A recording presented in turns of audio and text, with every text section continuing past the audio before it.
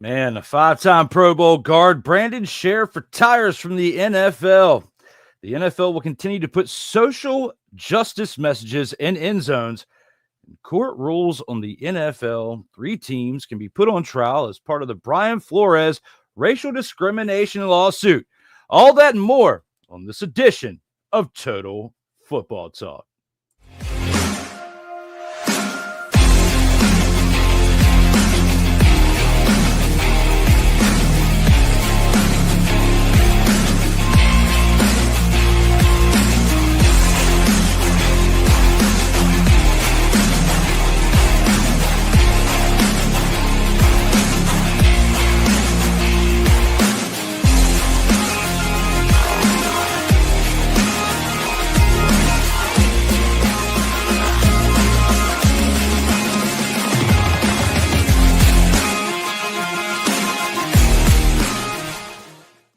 Welcome, one and all. It's that time again. We're back for Total Football Talk.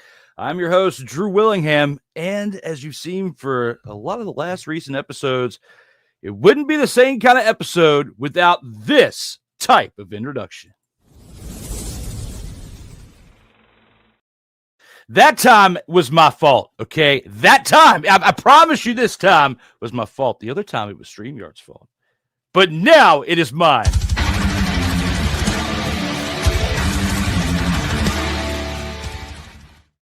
Go back, Mr. Ryan McCarthy. That's better. It's like a zipper. This is a family show, sir. It is. But yes, that was on me. It's StreamYard. It's Wacky Shack. It's a new format. It's the same backgrounds are red. They're both red. So I got to fix that up. I got to change the order of it, maybe change the graphic within it. Who knows? We got to change things up, make it to where it's updated so me on the screen doesn't click the wrong button. You're forgiven. But to save us from taking the...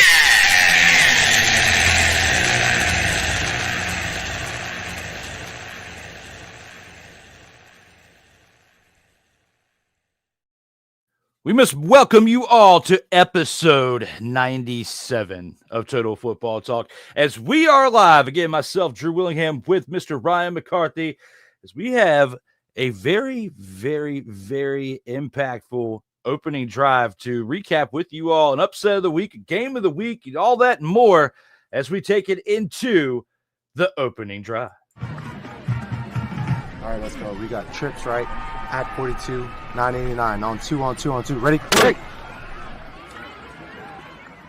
And here with the opening drive, we're going to start this one out, Ryan, with what you and I would both agree it has to be, without a shadow of a doubt, the upset of the week. I mean, it really does. It really has to be, because the Edmonton Elks traveled to Montreal to take on the Alouettes. You know, both teams have had their struggles this year, one more so than the other. That has been highly documented on this show. But the Elks found a way to win this one 23-22.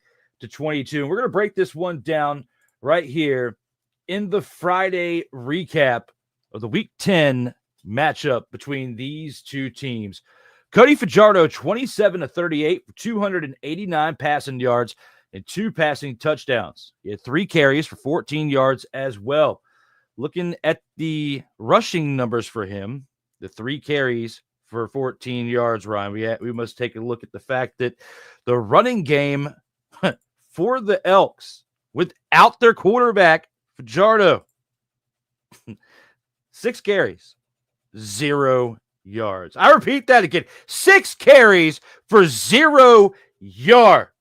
Your MVP right there on the screen, Cody Fajardo with the balls. He looks like he's about to get demolished. But outside of that, Justin Rankin, 4 receptions, 88 yards. You know, he usually is the one we're talking about, is the power horse back there between running and receiving. But today he was humanized with just 4 receptions for 88 yards. Keon Julian Grant, 5 receptions for 45 receiving yards and 2 touchdowns. The Elks' total penalties on the day, 6 for 55 yards. Their defense, 1 fumble recovery and an interception by Tyrell Ford. On the other side, for the Alouettes, we got to take a look at two quarterbacks here in comparison. Caleb Evans, 14 of 18 for 113 passing yards and a touchdown, along with 4 carries for 10 yards on the day. McLeod Bethel Thompson, as you call them, the law offices of McLeod Bethel Thompson, 10 of 15 for 79 passing yards and an interception, along with 1 carry for 1 rushing yard. Outside of that, Sean Thomas Erlington, 8 carries for 33 rushing yards, and Travis Thies, 8 carries for 29. Charleston Speaker, 8 receptions for 51 yards. Is that a typo? Did I mess up? Charleston Rambo. Charleston Rambo, I tell you what, I must have copied and pasted, and we had probably Kyle Speaker in there, and I forgot to take out the speaker.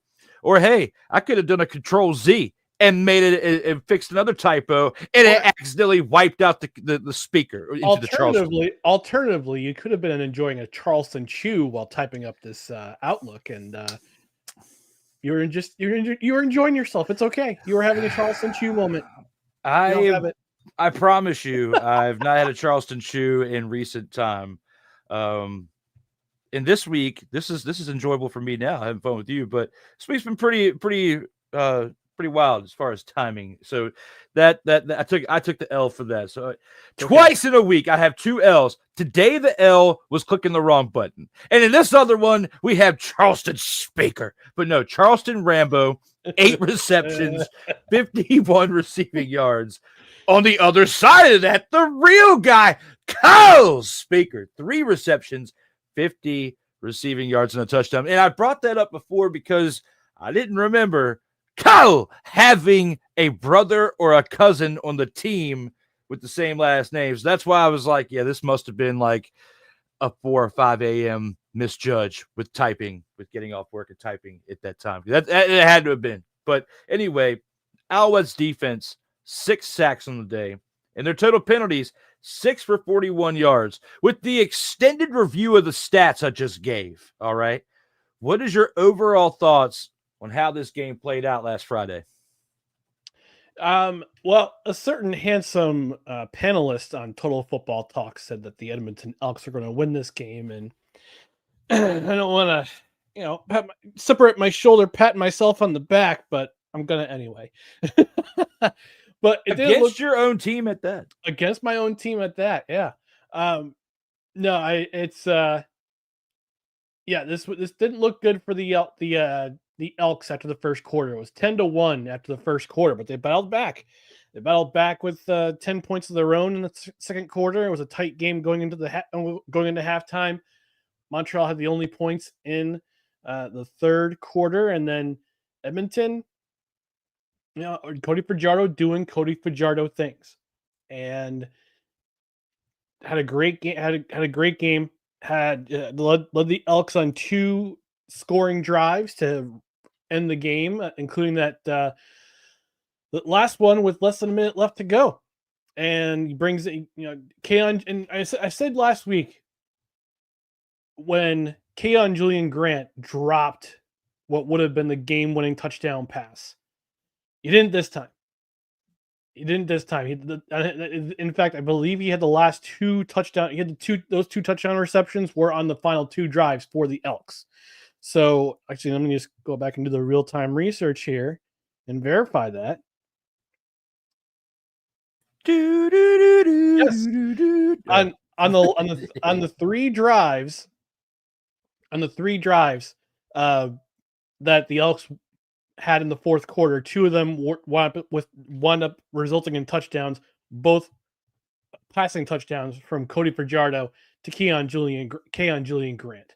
So, hey, look at the Elks. What the Elks did, and the offense got off to a slow start, as evidenced by the combined yardage of 14 yards for the Elks running attack, which is unusual because the philosophy, from what I understand from the Alouettes, is that on defense they'll give up rushing yards, but you better not give up the passing. You better not give up the passing yards. You better get to the quarterback. If the ball's in your vicinity, either knock it down or grab it and run. And that resulted in 6 sacks for the Alouettes defense. And that's the one thing they can do. They'll either pick the ball off or look after the quarterback. And they had 6 sacks on Cody Fajardo this day. Offensively, again, for the Alouettes, it's still looking they're definitely missing their number one guy. They're definitely missing Davis Alexander. McLeod Bethel Thompson gets hurt in this game. He's actually going to be on the 6-game injured list. So Caleb Evans is going to take over for the time being. He's actually starting in BC tomorrow night. So credit to Edmonton for traveling pretty much across the country to Montreal in front of a very hostile, very loud Molson Stadium crowd and getting the job done. Despite taking 6 sacks and despite getting no yards on the ground outside of Cody Fajardo's 14, they had 9 carries for 14 yards overall. They found a way to win. It was so ugly, man. It was the running game. I know we talked about the upset of the week, but the running game was just absolutely.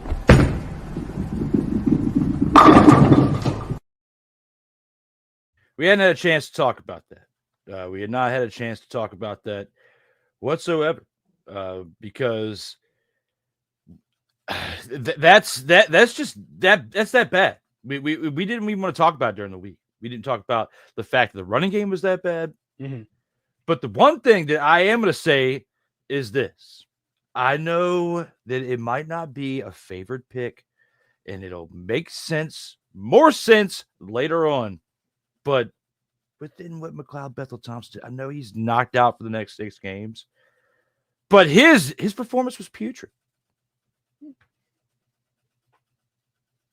Yeah. I mean, he's not the guy he was a couple of years ago when he led the Toronto Argonauts to the Grey Cup, gets hurt in that game, and Chad Kelly steps in and leads the Argos the rest of the way.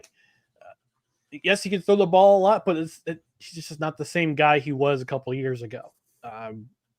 We know about what happened in Edmonton last year, all the let's say controversy, but all the things that he was saying in the press, and just the way that the Elks were just giving up on each other compared to this year. And I've said that in previous weeks, this team could easily have a winning record right now if things go right.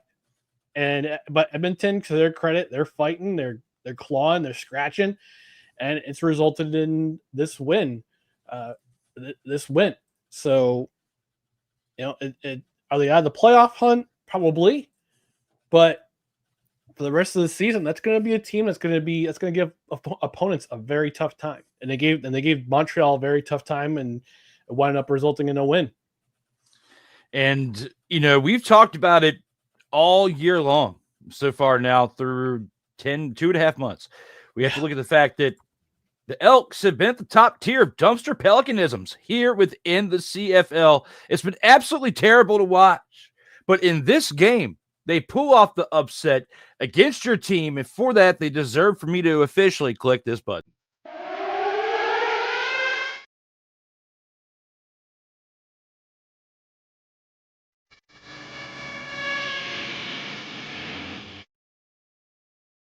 Meant to do that earlier, but misplaced the button. It's been one of those Fridays, Mr. McCarthy. It has been one of those days. But we are back rocking and rolling with this when it comes to Week 10, Edmonton and Montreal. We do have a few comments we want to acknowledge here in the chats. Thank you to those of you who are active and talking to us out here in these streams. Looks like Sick Diggy is out here saying, "What's good, everybody?" All the way from Norway.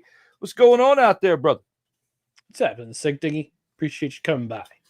Love having you here for episode 97. We know the shenanigaristic comments are going to be in the chat. That's a new word.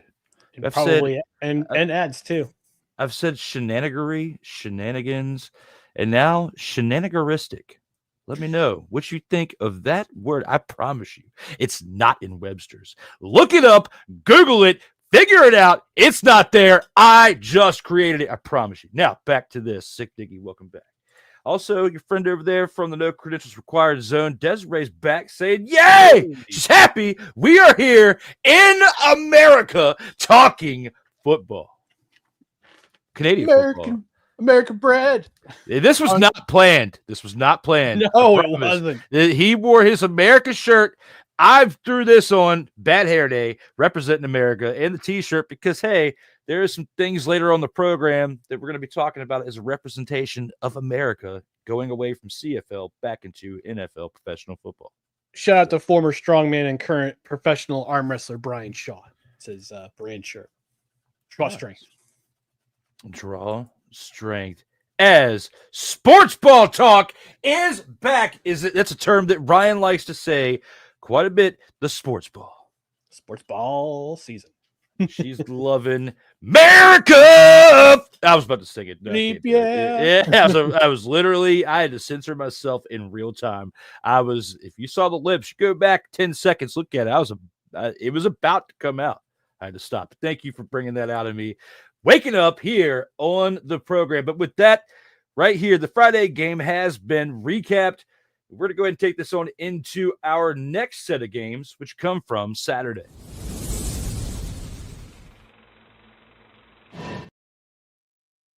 And here at the Saturday games, Ryan, there were two of them as for the past couple of weeks. And going forward for quite some time, it looks like we're going to have Saturday action 2 times in the CFL instead of just Saturdays and Sundays outside of Friday. And we got to take a look at this game right here between the Ottawa Redblacks and the Toronto Argonauts. And we'll talk more about the Redblacks here in just a little bit. But with this game between the two, Drew Brown was absolutely on fire in this game. 26 of 31 for 373 passing yards and 5 passing touchdowns. Dustin Crum had 2 carries for 1 rushing yard. I know it's a stat you really don't cover, but he had a rushing touchdown as a result from it. William Stanback, 17 carries for 84 rushing yards, along with 2 receptions for 9 receiving yards as well. Braylon Addison, 7 receptions, 115 yards, and a touchdown, along with Justin Hardy's 7 receptions for 106 receiving yards and 2 touchdowns. And Geno Lewis, 5 receptions for 51 receiving yards and 2 touchdowns, round out the 5 passing touchdowns thrown by Drew Brown in that afternoon. The Redblacks defense didn't really have but so much action because they gave up 42 points. But hey, they had an interception by Robert Priester. Outside of that, the total penalties for the team, 5 for 45 on the day.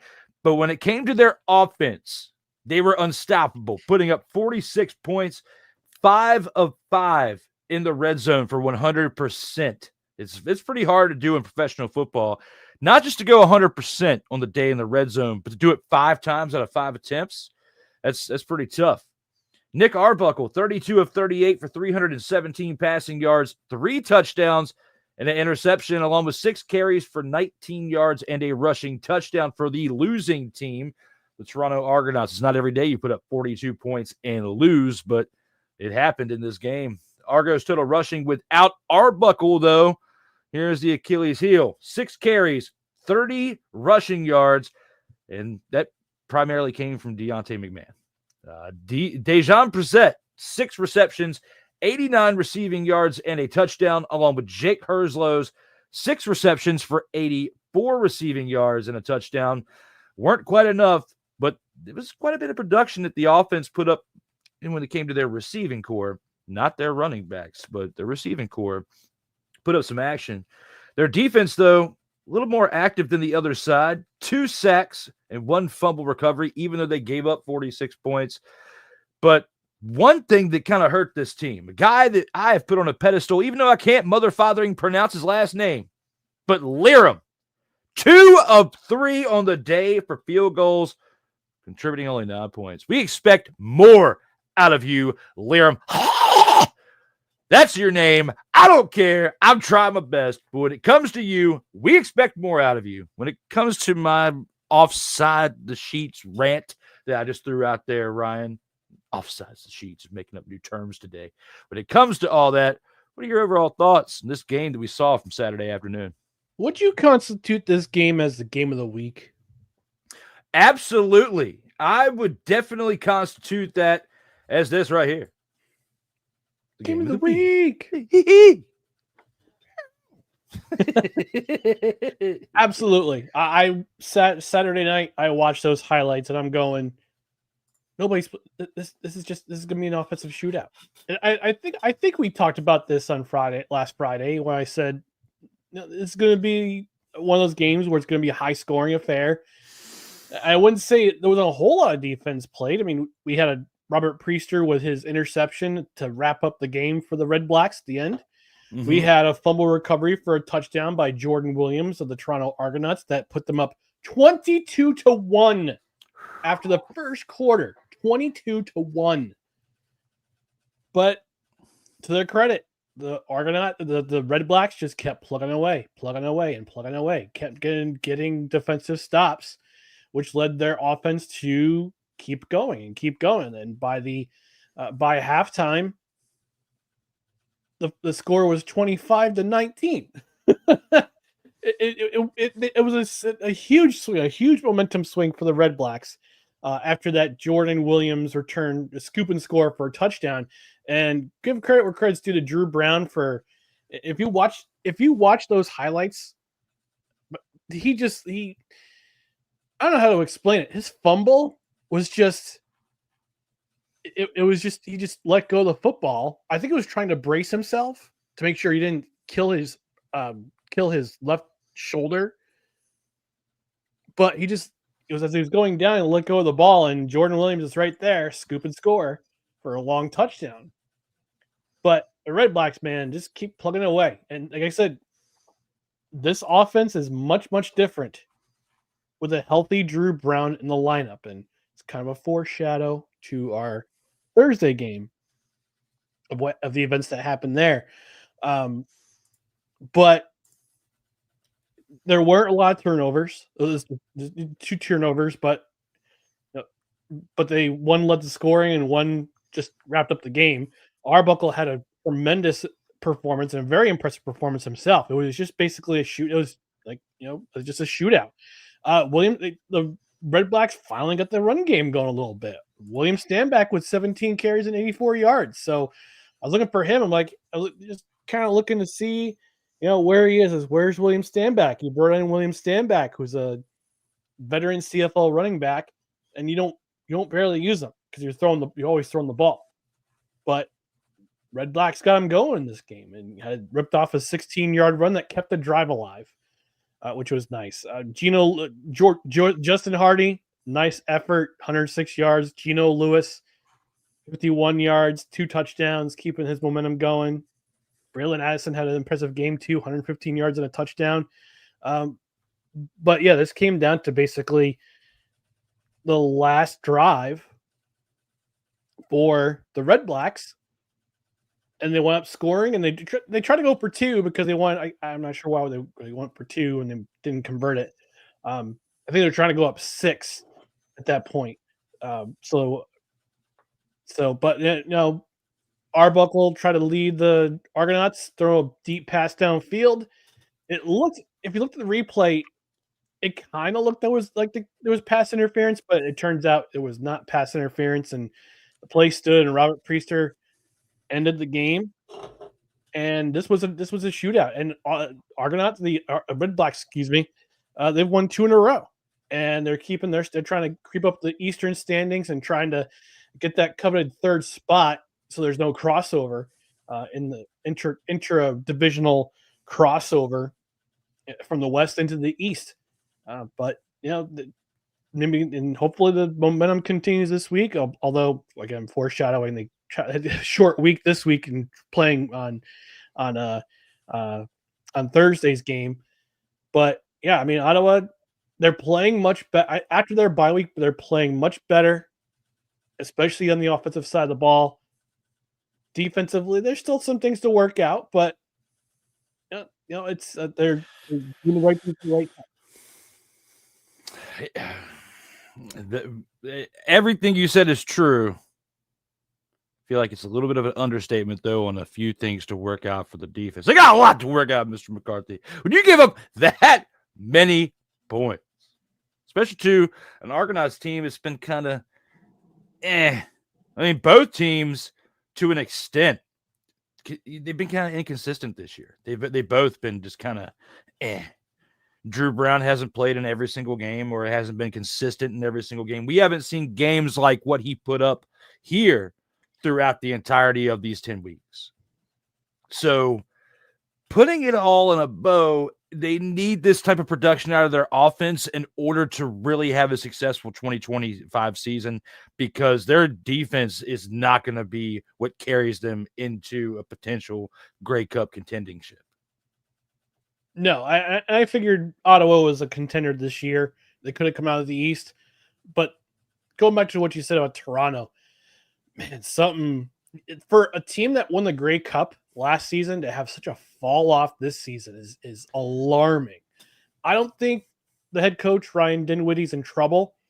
But when your primary quarterback, Chad Kelly, hasn't returned yet, had that really nasty ankle injury in the Eastern Division final last year, and you let go of your best running back before the season begins, who is responsible for most of your rushing production last year, it's starting to show. And the offense had a great game this game, and Arbuckle balled out, but towards the end, it was just that one interception and a couple plays here and there that they couldn't put together that prevented them from getting the win.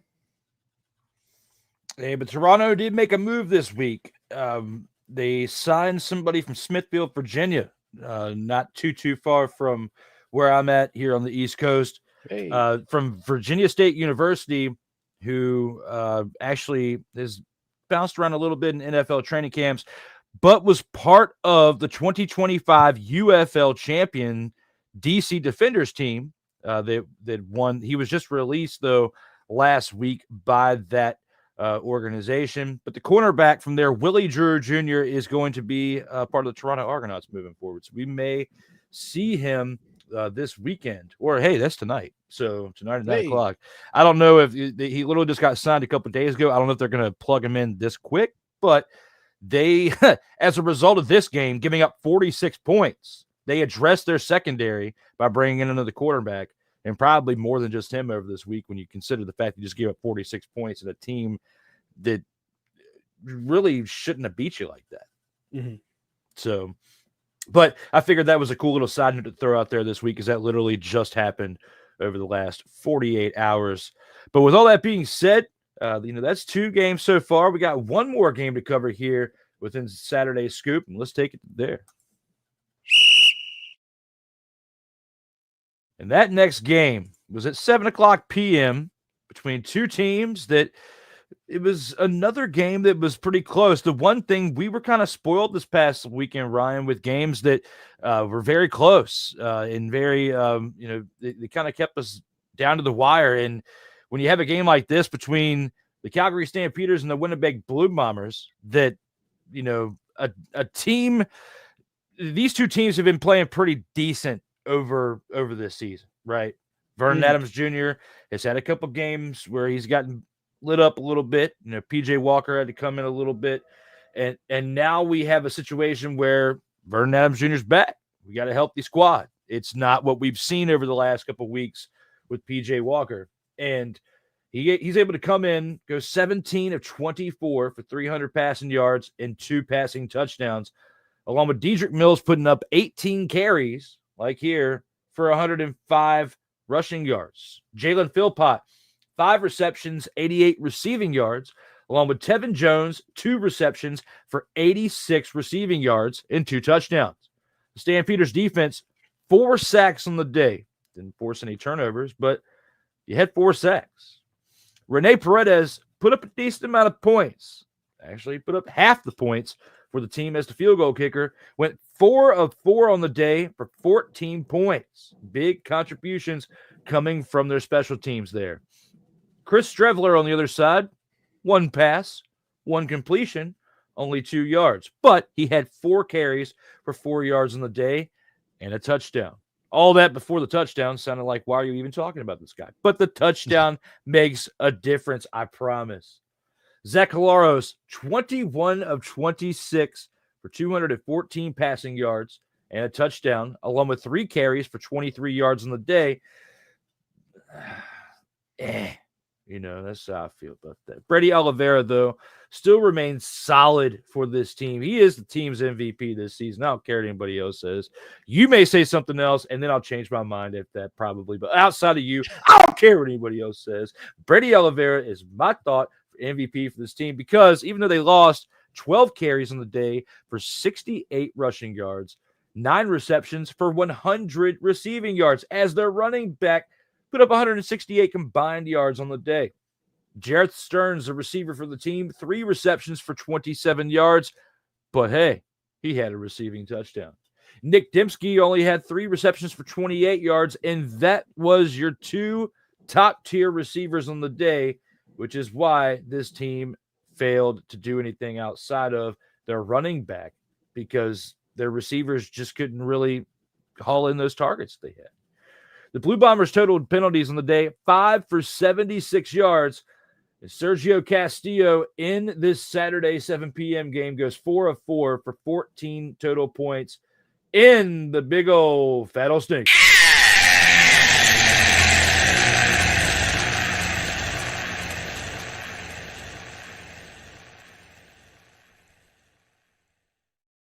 With all that being said, for this Saturday contest, Ryan, what are your overall thoughts? Oh, man. Winnipeg, I'm not used to them blowing a 17-point lead. They were up 17-0 in the first half, and Vernon Adams has that long touchdown pass to Tevin Jones. That was a big momentum swing. At halftime, it's 23-16. So Calgary rallied back from a 17-point deficit, scored 16 points in the second quarter, and they keep it close. But I got to talk about Winnipeg's offense. All those stats he put up didn't really mean a big thing in the second half because they put up all of 4 points in the second half alone, only in the fourth quarter primarily.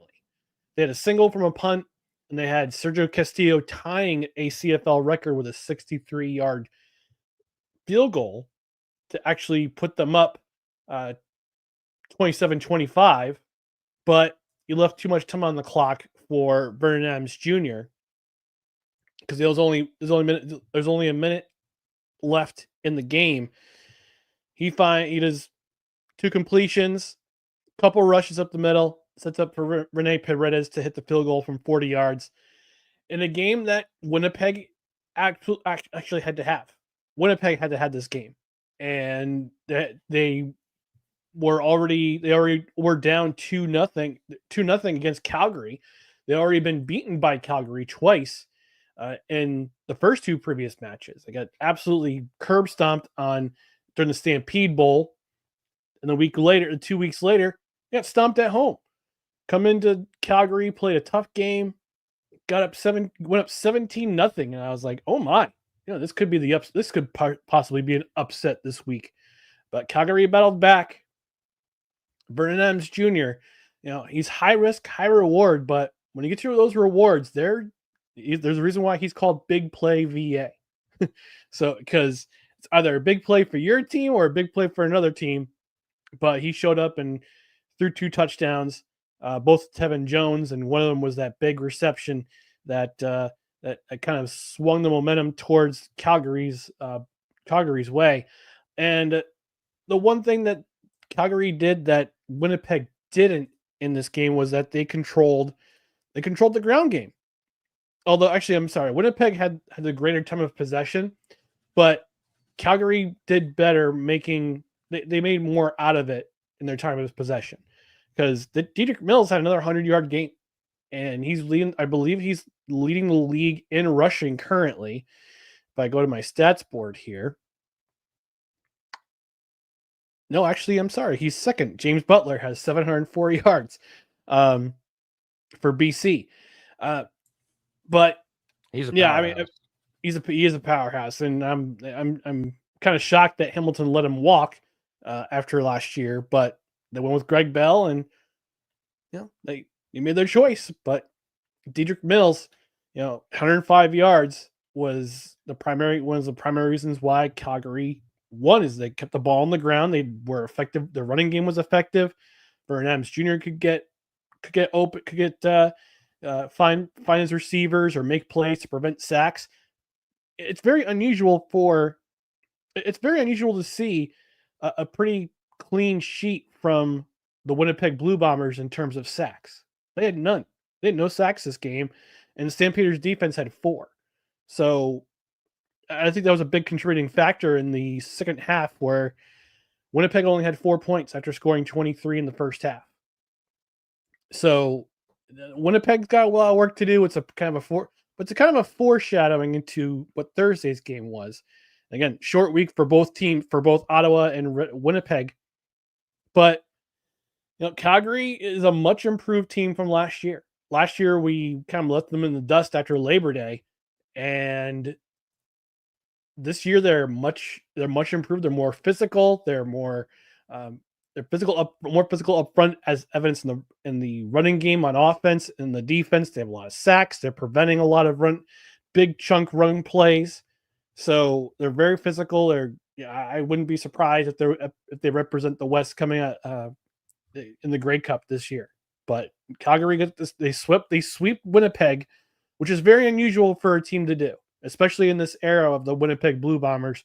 You don't see a team sweep them in the regular season, and that's what happened here in Calgary. If the teams are tied in points at the end of the season, Calgary's hosting a playoff game between the two of them.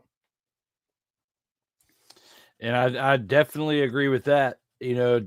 I will say, when it comes to the big play VA nickname, it does this to me.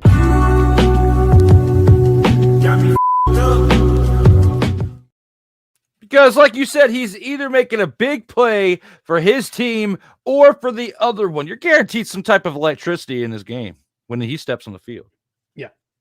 Yeah, when he has protection like he had this game, he threw for 300 yards. Didn't get sacked once. And he was contributing for his team. So congratulations to Calgary. And whether that's a total surprise, motherfucker, or not to you when it comes to that type of nickname, you want to know what's kind of surprising to me right now? I just noticed something. This is random talk.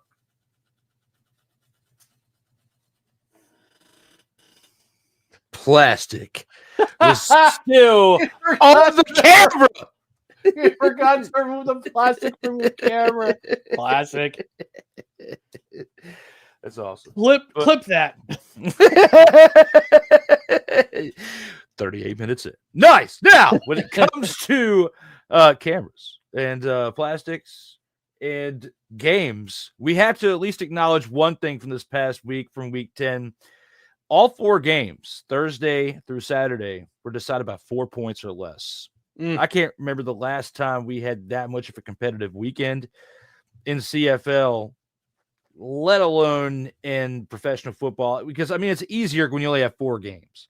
Yeah. But the UFL wasn't even that competitive. And talking about them all spring long, there was no type of competition like that throughout 4 games. I'll go back and double check to bring that up on the future episode. But right now, I will say week 10 spoiled the expletive out of us because of whether it was just a battle of offenses or a literal slobber knocker back and forth fight for a close win by a point or two.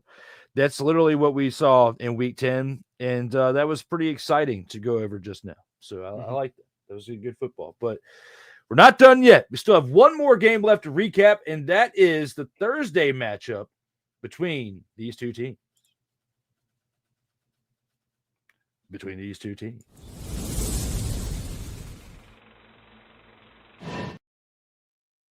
These two teams right here, the Ottawa Redblacks and the Winnipeg Blue Bombers. And we kind of alluded to it earlier that we were going to be talking about these two teams once again at some point in this program, and we're doing it right now, talking about these two teams for the first game of Week 11 that we just saw from last night. These two teams battled. Zach Collaros, 24-34, 298 passing yards, a touchdown, and 2 interceptions. That's definitely a statistic that you usually don't hear from the winning side, but they held strong because he even put up 3 carries for 25 yards on the night. And Brady Oliveira was not as solid as he was in the game where I just gave him praise for 168 combined yards, but he was able to put up a little bit of statistics when he did 10 carries for 35 yards on the ground and a rushing touchdown with 4 receptions for 29 receiving yards on the night. Nick Dembski, 6 receptions for 128 receiving yards, along with Jared Stearns, 4 receptions for 50 receiving yards and a touchdown. We need to see how many consecutive games that Jared Stearns has scored a touchdown, because I feel like every single week since the CFL started, we've been talking about him scoring touchdowns. He has been absolutely lighting it up and did so for a team that found a way to win by a field goal. Blue Bombers total penalties on the night, 6 for 74 yards, along with their defense, 1 sack and an interception by Evan Holm. Sergio Castillo, 3 completed field goals out of 4 attempts for 12 total points. On the other side for the Redblacks, a team that just lost by 3 points, Drew Brown, somebody who lit it up with 5 touchdowns the weekend before, only puts up 12 completions out of 21 attempts for a total of 166 passing yards and an interception, along with 1 carry for 1 rushing yard. Dustin Crum comes in 11 of 17, 125 passing yards, and a touchdown, along with 6 carries for 21 yards and a rushing touchdown as well. William Stanback, the running back, puts up 8 carries for 50 rushing yards, along with 1 reception for 12 receiving yards. The receivers, Geno Lewis, 5 receptions for 72 receiving yards, and Justin Hardy's 2 receptions for 48 yards and a touchdown round out their receiving action. The Redblacks total penalties, 7 for 55 yards on the day. But their defense is what kept them into this game with 2 interceptions by CJ Colden and King Ambers. Their special teams put up 2 field goals by Lewis Ward, who was 2 of 2 on the day, for 9 total points. Looking back at this Thursday matchup between these two teams, Ryan, what are your overall thoughts when looking back on last night's game? Winnipeg's fortunate to escape because they were dominating this game throughout until the fourth quarter came around. And in the fourth quarter, first of all, shout out to Drew Brown. He got hurt in this game, which is why he has to see the lower numbers than he had last week. And Dustin Crum came in relief of him and didn't look like the quarterback he had been prior to Drew Brown coming back, but he was the guy who's the catalyst who kept the Redblacks going in this game, especially in the fourth quarter. Solid numbers, 125 yards and a touchdown, 6 carries for 21 yards and a touchdown. He was keeping Ottawa in this game after Winnipeg went up 20-3 at halftime. Again, another 17-point lead for the Winnipeg Blue Bombers that absolutely vanished in the thin air in the second half. And which should have Blue Bombers fans a little concerned because it's 2 weeks in a row they've had a 17-point lead evaporate in a single half, or in last week's case against Calgary, a single quarter. But it was looking pretty good for them in the first quarter, and again, second half you only scored 10. You scored only 10 points. And 0 points again in the third quarter. They had no points in the third quarter last week against Calgary.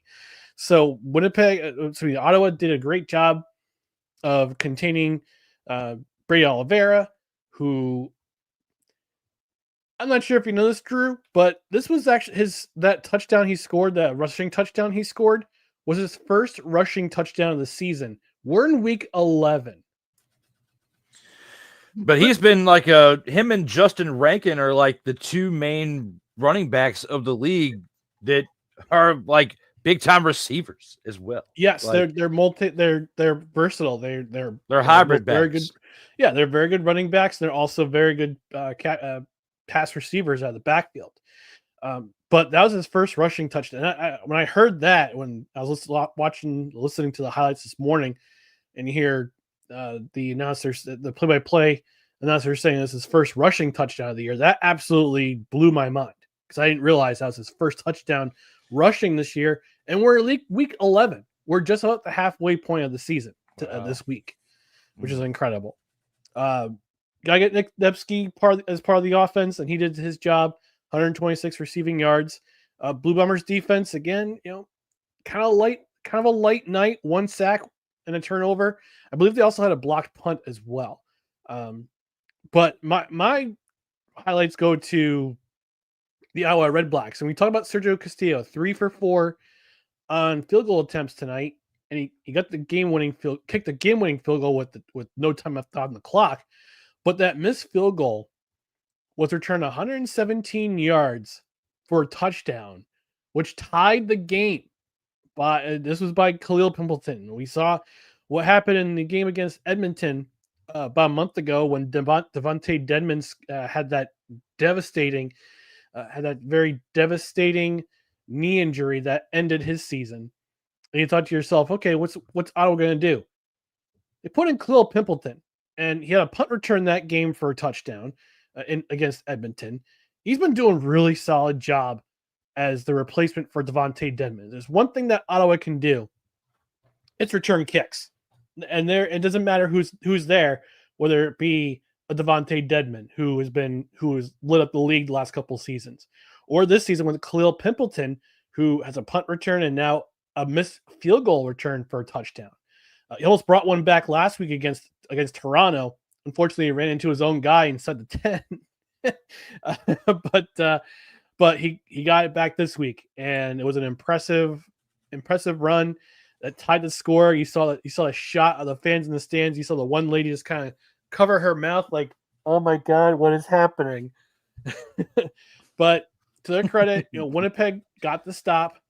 They exchanged punts. Winnipeg got it back with a handful of minutes left. Actually, no, I'm sorry. Actually, Ottawa had a golden chance to get to seal this game.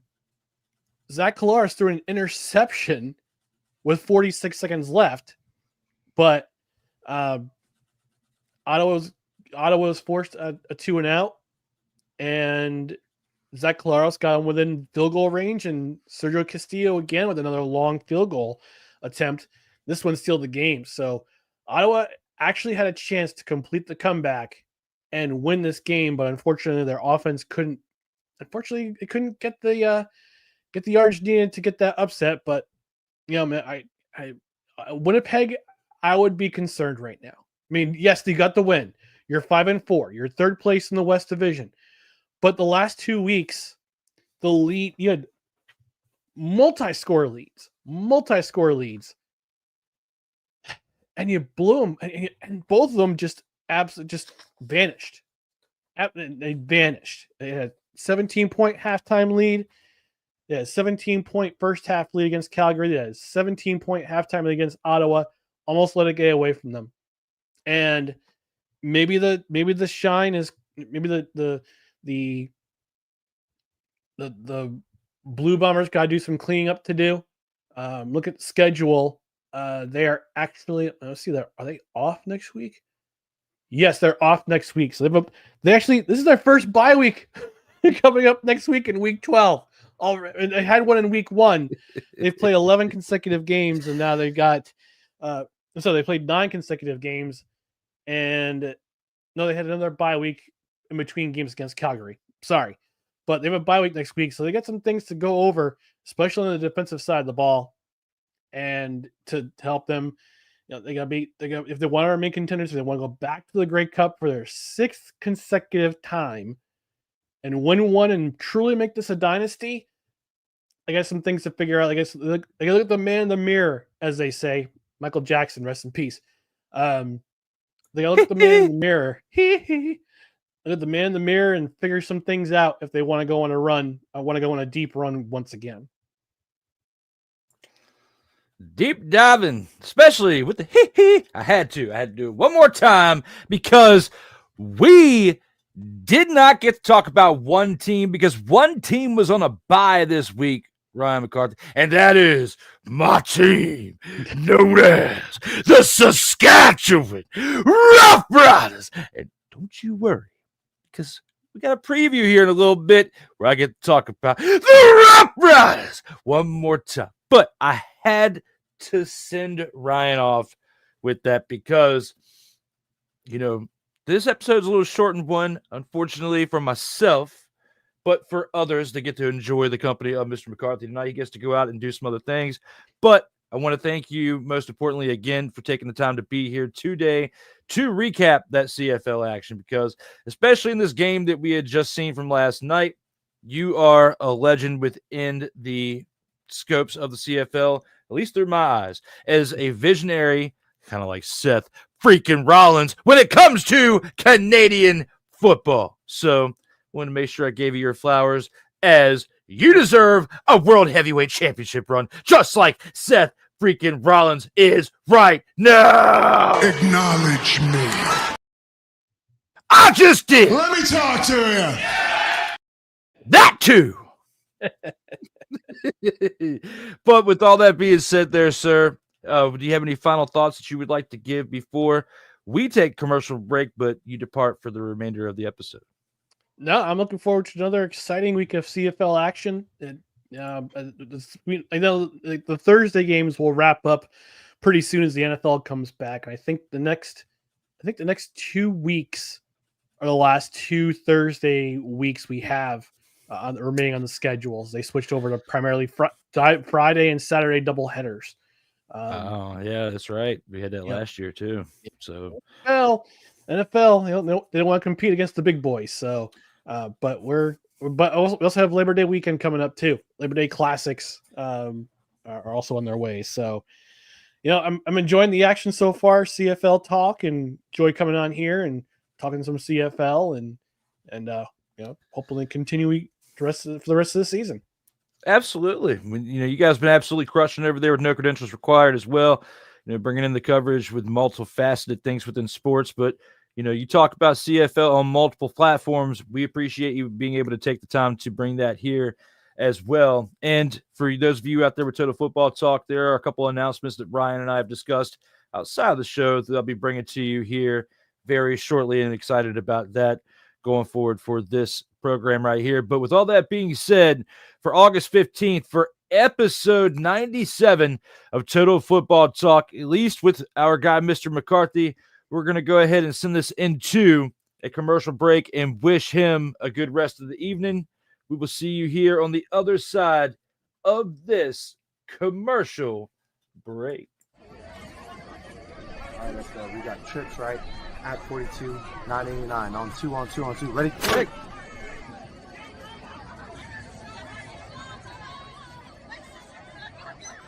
We're just getting started. Total Football Talk will return right after this. Join Ryan McCarthy. I became a Jets fan because Kermit the Frog was my favorite Muppet because he was green, and the Jets wore green. That's how I became a Jets fan. And Dustin Henry. ESPN is cashing all in on let's pay a few personalities and we'll just kind of fill in the gaps, as they walk you through all of the world of sports from their perspective. The Albany Empire, it's a literal circus. No credentials required. Where, Ryan, say the tag. Where you don't need a press pass to talk sports. Live every Tuesday at 8 p.m. Eastern, 7 p.m. Central on YouTube and where you can find podcasts.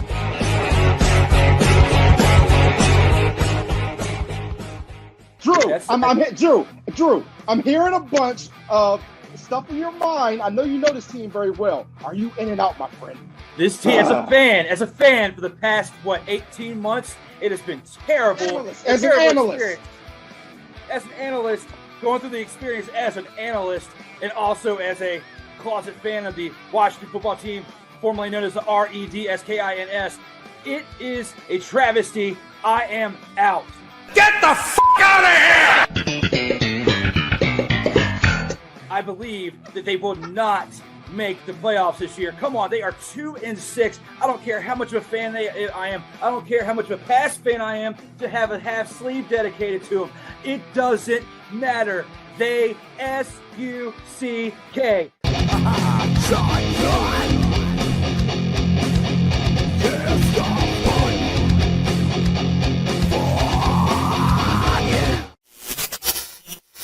Hey, what's good, everybody? This is your boy Corey, host of The Grind, where we talk about all things WWE. You can catch The Grind every single Saturday, 4 p.m. Eastern. 4 p.m. Eastern, right here on Sertoba Media. If you're not following Sertoba Media, then what are you doing? Like, share, subscribe. There are many different things that we have available on Sertoba Media for your viewing pleasure. And what else you got to do on a Saturday afternoon? Come spend some time with me. Come spend some time with my colleagues on this platform. Help us be able to bring everything that you all want to see. Matter of fact, you know what? If you ain't did it yet, I got something for you. Stay true to what you do. Stay true to why you do. And always stay true to you. Sertoba Media, where the struggle is real to be awesome.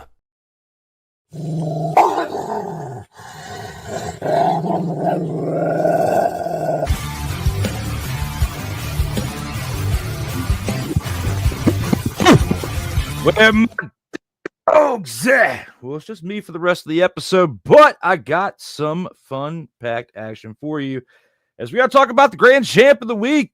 My pick is Drew Brown of the Ottawa Redblacks, 26 of 31 completions out of attempts for 373 passing yards, 12.0 passing average per pass. He had 5 total touchdowns in that game. Didn't rush, but he did put up some solid passing numbers. My pick, again, for the grand champ of the week is Drew Brown when it comes to that selection right there.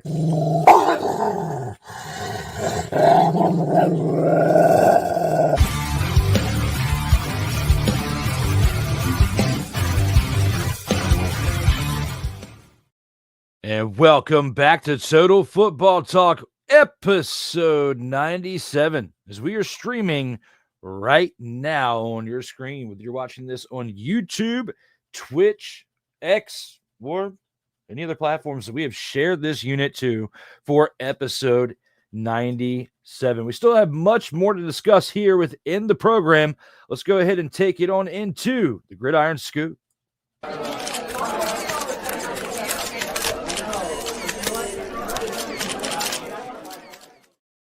Here at the Gridiron Scoop, 5-time Pro Bowl guard Brandon Sheriff retires from the NFL.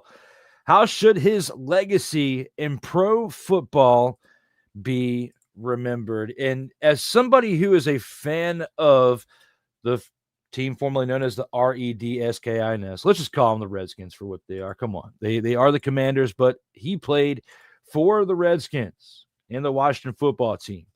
After that, he spent his final 3 years in Jacksonville as a member of the Jaguars. But for his first run here within the NFL, his first 7 seasons, you have to say he lived up to being a first-round pick, a 5th overall pick in 2015, who was out of Iowa. And, he's a first-team All-Pro in 2020, the year that it was the pandemic, but he still deserved it. He's a 5-time Pro Bowler, 2016, 2017, 2019 through 2021, all with the Washington Redskins / Washington football team. He was a PFWA All-Rookie team member in 2015, and in college, he was a unanimous All-American in 2014, along with many other stats. He was a staple to the offensive line and helped the team make the playoffs a couple times. They couldn't go on too big of a run because they didn't have much around him, But for Brandon Sheriff to do what he did in a 10-year NFL career, big time. He dealt with some injuries, though, in the latter part of his career since joining Jacksonville, was not as productive as he was in Washington, yet he did get paid, and that's why he ended up leaving Washington, because they wouldn't pay him. Probably one of the very few moves that Washington has made where somebody has actually been in their prime, needs to get paid, they let them walk, and it doesn't hurt them because the investment would have been bad had they made that investment. And now you're 2025, 3 years removed, and not getting much in return for that investment.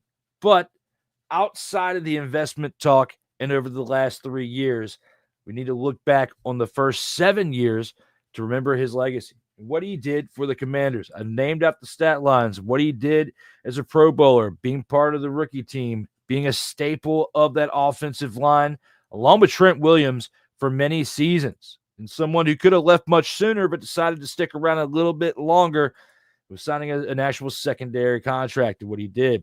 So for Brandon Sheriff, as somebody who's a fan of Washington, he will be remembered as somebody who was a staple of the offensive line, who was a part of a team where outside of Trent Williams, he wasn't really working with much. And that's not just with the offensive line, that's with the running backs, that's with the quarterbacks. Until 2024, Washington didn't really have a quarterback for several seasons outside of what Kirk Cousins had flashes in the pan of, and the RG3 magical rookie season in 2012. There hasn't been somebody that's been able to come in and electrify this offense as the quarterback and bring everybody together. Brandon Sheriff, as a guard for the team, along with Trent Williams, tried to be the two veteran members of the line and of the offense who brought everybody together when working with average style quarterbacks and average style running backs and receivers throughout the tenure. And you could say with Terry McLaurin coming in towards the end of his tenure in Washington, he was actually working with somebody of star caliber, but didn't have anybody of star caliber to get the ball to the receiver. So I would say his legacy within pro football was he's a very talented offensive lineman whose 7 years in Washington were unfortunately not in his own accord or any doing by him. They were kind of wasted because of mismanagement of the team by Dan Snyder, mismanagement of the players around that team and the culture, because you had good players like Trent Williams, like Brandon Sheriff, who deserved to work with the talent that is actually part of the team since 2024. So I will always remember Brandon Sheriff as somebody who helped keep me a fan of the team with the flashes of the pen of certain things that we saw within the offense that we didn't get previous to that outside of the RG3 rookie season, and some other flashes in the pan that we've seen in the 2000s and with throughout the 2010s, but nothing like what we saw in 2024. I wish Brandon Sheriff would have been able to be healthy enough to be a part of what the team displayed last year in 2024 and actually be on that team. That would have been a great way for him to go out. If he would have been able to be traded from Jacksonville last year or released and then actually picked up by the Commanders, and even if it's as a backup guard role, just to actually be able to experience a successful team, because Jacksonville has done okay, and they were doing better than what the Commanders were doing when Sheriff left, when he was a member of the Redskins and the Washington football team prior to leaving. But I just wish that for his legacy, he could have been able to experience the type of year that the Commanders had last year, because for his contributions throughout those 7 seasons, Brandon Sheriff deserved to be part of something from what we saw last season. And unfortunately, with his retirement this week, we will not be able to discuss that outside of the shoulda, coulda, wouldas that I just brought to you. So for his legacy in pro football and how I'll remember it, I'll remember him as a talented player who made an impact on the organization in Washington in positive ways throughout a time where there was not much positive going on within that organization. So to Brandon Sheriff, from a fan of the organization to you may never see this, even if I break it into a short, I just wanted to let you know how much myself appreciated players like you that brought some type of positivity throughout those times that were not so great to be a fan of that franchise. Speaking of the NFL, they will continue to put social justice messages in end zones. Do you believe that this sentiment is positive or negative for the game? Let me know here in the comments, whether you're watching the live broadcast or the replay, what you think about this right here. This is our main topic that we have for today's episode.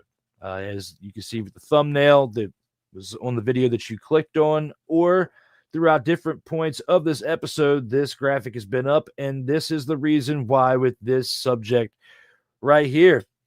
And even though I usually write these questions to ask whoever is part of the program with me on the day, it's not usually to ask myself. It's a little bit different. I'll at least answer it like this.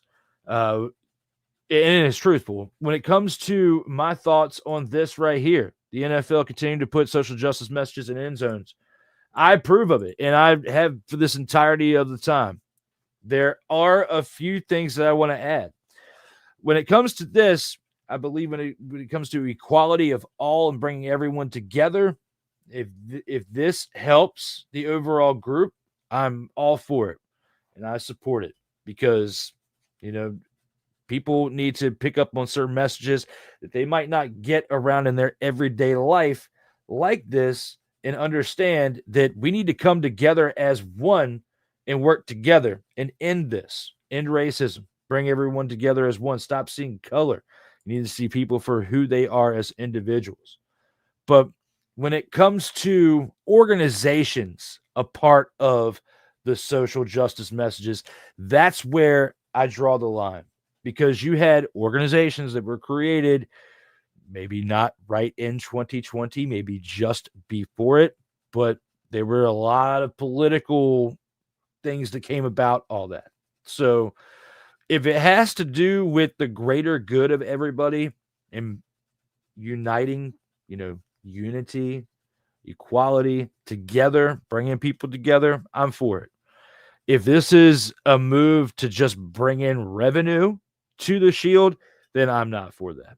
But for the overall social justice messages like this with end racism and come together, come together is not one of them, but basically bringing everyone together, that is what I would want to see. And that's why I agree with this right here. I'm all for it. And when it comes to the NFL doing the right thing, this is it. This is exactly it when it comes to bringing people together. So people watch the NFL. It is on TV every single week, okay? Whether it's end racism, stop hate, choose love, or inspire change, these messages here are positive for the world, whether it's the United States or the world. So when you see messages like these, I think it's good for the game. I think it's good for the people. I think it's good for the fans, the viewership, and all involved. However, I do not agree, and I'm going to say it again, when it comes to messages being brought on by organizations to sell something, to bring revenue in for merch or some type of service, because when it comes to social justice messages, that's not a service. That's not something that we should be selling to profit from. Should be something that we are distributing contextually to help unite people. So with all that being said, I'm going to go ahead and leave the rest of it to the comments to see what you guys want to say. But let me know, whether you're watching this live or in the replay, how you feel about that one right there. Court rules in the NFL, 3 teams can be put on trial as part of the Brian Flores racial discrimination lawsuit. How will this play out? Will it be a spectacle, or will it positively impact the game moving forward? I thought about this question a little bit before we started the show. I thought about it when I was writing this slate about 12 hours ago at 6 o'clock this morning. And usually I have it written a little bit sooner, but it's been a wild week. But when it comes to this right here, when it comes to the Brian Flores situation, it's along the lines of John Gruden in that situation as well. You know, we've got one that's going to trial for the racial discrimination upon him and not having employment as a head coach within the league.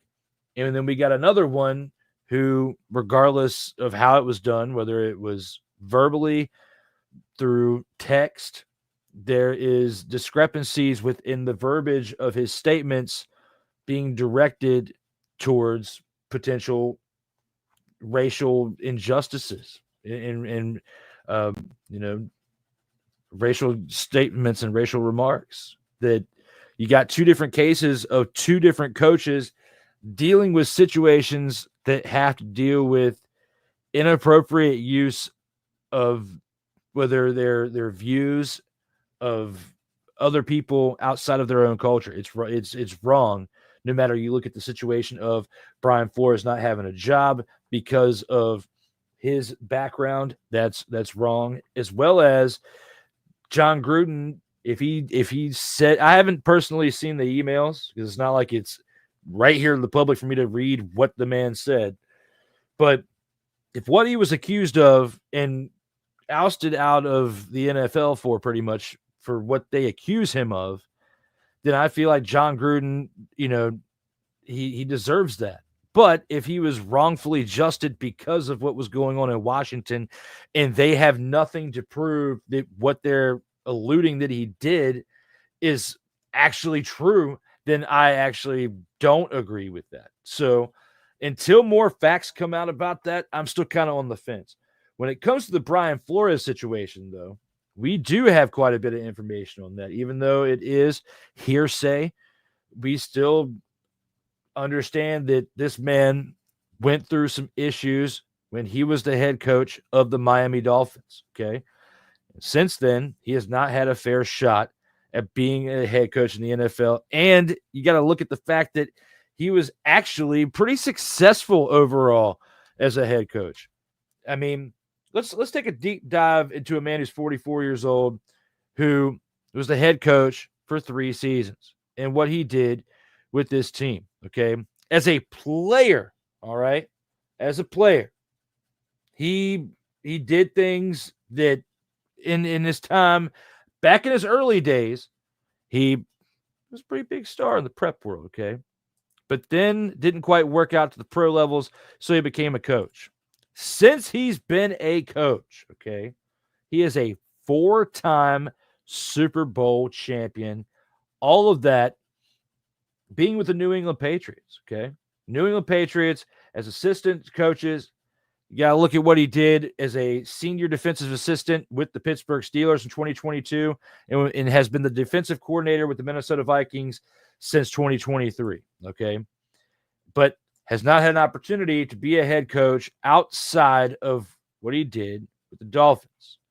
And looking back on his overall record, he finished with a 24-25 record, which is .490 of a percentage for what he did. He had no postseason berths during his tenure. And it was reported that prior to his firing, the Dolphins pursued Sean Payton to be the head coach of the Dolphins. So he dealt with some wild stuff while he was there.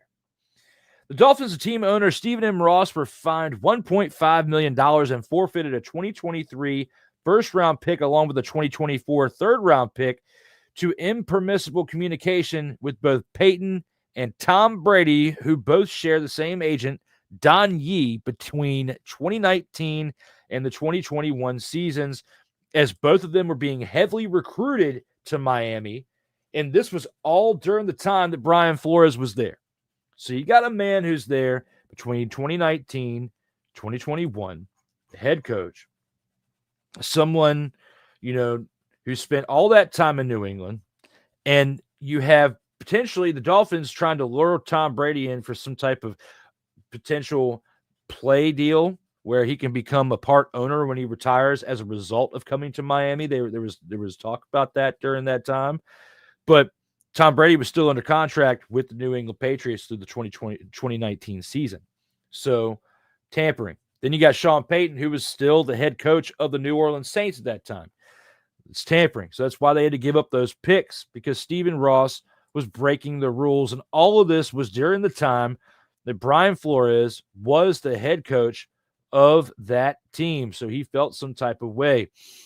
Ross would receive a 6-game suspension as a result, and the Dolphins' vice chairman, limited partner Bruce Beal, was fined $500,000 and received a year-long suspension for the 2022 season. And all this was going on. Brian Flores felt some type of way, and because there were two men who did not have the same background as he felt like it was racial discrimination, and he has an argument. I'm not going to sit here and say otherwise. The man has an argument regardless which shoe is on whichever foot and whichever way it happened, okay? If you were on the other foot and it was happening to you on the other side, you might feel some type of way too and bring it up real fast and real quick to others, all right? And then maybe proceed with the case. So Brian Flores here with this racial discrimination lawsuit has an argument, and all this is going on while he's still part of the NFL as a defensive coordinator. I brought up John Gruden earlier because even though he's got his battles with the NFL in the court, he is not involved in the NFL at this current time. So there's two different impacts that both of these are going to have, and I feel like that both of these cases, as I brought them up at the same time, are going to negatively impact the NFL. We talked about the social justice messages in the end zone and how that could positively impact the NFL. However, depending on who is spearheading that part of what's taking place in the NFL, what we're talking about now with the Brian Flores situation, maybe the social justice message situation is a way to try to cover up the Brian Flores situation. Could it be? I don't know. Let me know here in the comments what you think. If that's the case, do you think the social justice messages in the end zone are a way to kind of cover up what's going on in the eyes of the court? Or do you believe that that is a genuine sentiment that they are trying to bestow to the people? But when it comes to how this will play out for the Brian Flores situation, it's not going to play out to where he's going to be unemployed, because the man is coaching in the NFL and his defenses are really good, and a reason why that team won as many games as they did last year. It wasn't all because of Sam Darnold and the offense over there in Minnesota. The man's going to have coaching opportunities, head coaching opportunities in the NFL after this. He may walk away with a little bit of a bonus purse, meaning he's going to walk away with a little bit of extra money as a result of this lawsuit, I believe, for Brian Flores. However, if he wants to be a head coach again, he may have to go to college or somewhere like the UFL before he gets another opportunity at an NFL head coaching opportunity. And I'm not saying that because he's going to, whether he wins or loses this case. I'm saying that because of what he actually really did over there in Miami, regardless of whether you think that it was a coup of some sorts by the ownership with the players to kind of not play up to their full potential for Brian Flores, as he went 24-25 with a 490 record, but did not make the postseason during his tenure. Okay. We got to look at what the Dolphins have done since they replaced Brian Flores with Mike McDaniel immediately the following season, who wasn't even 40 years old when he became the head coach of this team in 2022. He has a better record than Brian Flores at this point.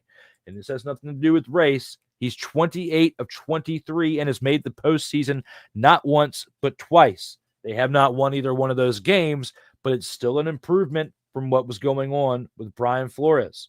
Mike McDaniel, again, with the two, he's got a career record of 28-25, which is still better than what Brian Flores did. So with all that being said, I'm not saying that he doesn't deserve another chance.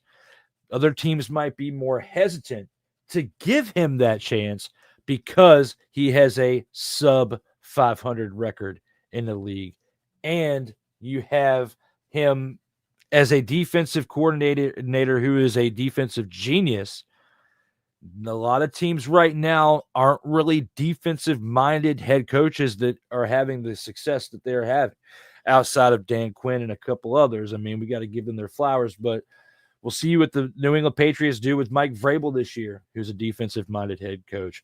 We'll see other teams very similar to that, but a lot of teams nowadays are offensive-minded. So when it comes to that, we'll see how things pan out, but we do have a new comment. Bill Baird is in the house out there in the live chat, says, how about stop sucking tax-paying funds to build new stadiums? The NFL is such a joke. Well, you do have a point there when it comes to taxpayer funds to build new stadiums, especially what's going on over there in Washington, D.C. And even though taxpayer dollars are going to be going towards that, the Commanders are picking up a pretty part of the hefty bill when it comes to that situation as well. So you have a situation there where it took a little bit of time to work out, but they at least met in the middle for something that's not going to kill the taxpayers. But, you know, the owner's got to pick up on that. And you bring up a good point with that, but we can't really point it necessarily right at just the NFL. The MLB does it. NBA does it. NHL does it. If we want to get mad at professional sports for this, imposing on the taxpayer to build them new stadiums every 20 or 30 years, we got to look at professional sports as a whole in the culture of that mindset within the management of money and applying for loans and whatnot, because it's a joke for all sports, not just professional football. And it goes on with other leagues too, like CFL for Canadian football. We talk about that. We talked about that in hour one, and that's a part of our show here where we talk about not just the NFL, but the CFL. So I hear what you're saying, Bill, and I appreciate you stopping in. Hopefully you subscribe to the channel because we talk about more than just NFL. We talk about other sports. We talk about, you can have shows where we talk about random shenanigans. So you got the best of all worlds here if you check out Sartoba Media. So shout out to Bill for jumping in, bringing in the comment, and hopefully I answered his question well enough to where he sticks around for a little bit, because I got some wild buttons to click around in this show. What? I said a lot of mother, father, and buttons to click around in this show. What? You know, it's time. Let's get ready to rumble! When it comes to Bill, shout out again. What's that? With that. You know. You like that? You like that? Whether you're mad at the NFL or not because of the taxpayer situation and how that affects with the coming of new stadiums, no matter if it's whatever league or professional sport that it is, it's still. That's terrible. You know it is. I know it is. And everyone else does as well. You guys want to hear a fucking story? The government does not care. That is the truth. Yeah. Yeah. No matter if it's your local government or if it is the actual government, no matter which way you look at it, they're going to find ways to manipulate taxes and take from the people one way or another. Even if we get to a situation where we can not have taxes on our overtime, for those of you who work hourly jobs out there, one way or another, you're still going to pay it back some way, somehow. And it's going to go towards professional sports one way, one how, no matter what state you live in, one way, one how, somehow it's going to happen. And they're just going to look back at us like this. And we are going to say this. Delete! Delete! Delete! Delete! Delete! Delete! And give us our money back, but they're going to say... Hell to the no! To the no, no, no, no! Hell no, no! To the no, no! To the point where we're going to look back at them with this. Stop it.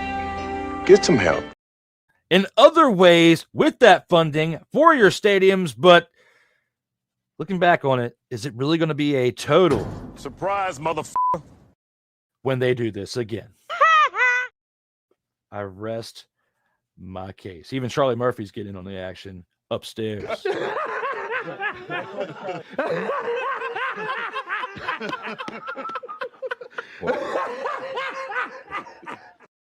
Laughing at the whole situation when it comes to taxpayers paying for professional sports. Bill, you got me lit up. Shout to you for coming in here, bringing an awesome statement there. Not just the NFL, though. I disagree with that part. It's all professional sports. But other than that, you raise a great point with this here. But now it's time to take it to one of my favorite times of the week. And that is where I get to share with you my choice for this.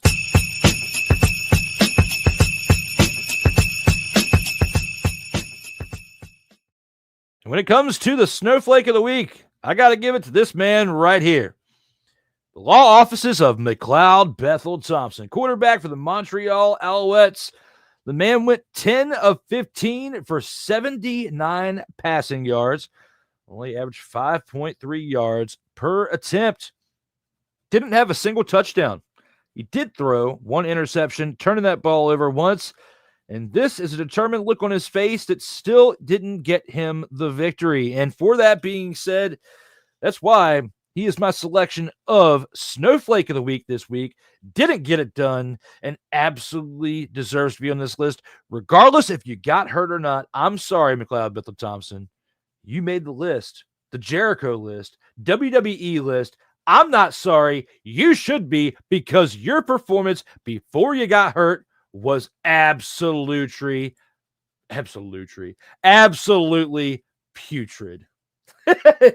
So with all that being said, thank you as always to everyone for tuning in to this current episode of Total Football Talk. As we discuss, the NFL will continue to put social justice messages in end zone and more.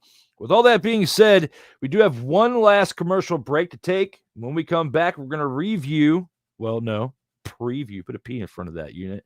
We're going to preview the last 3 games for this weekend's CFL Week 11 action, and a little bit more after that before we round out this episode 97 of Total Football Talk. See you here on the other side of this last commercial break.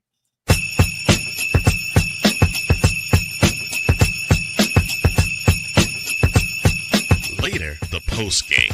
But coming up next, the 2-minute drill.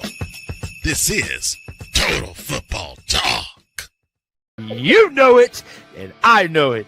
Let's get ready for it. When that will happen, we don't know. I'm telling you. I mean, look at the bottom of the graphic. Look at this man. Look at him. He's gonna be like a Dollar Tree Charlie Chaplin or something. Like, I mean, it's just ridiculous.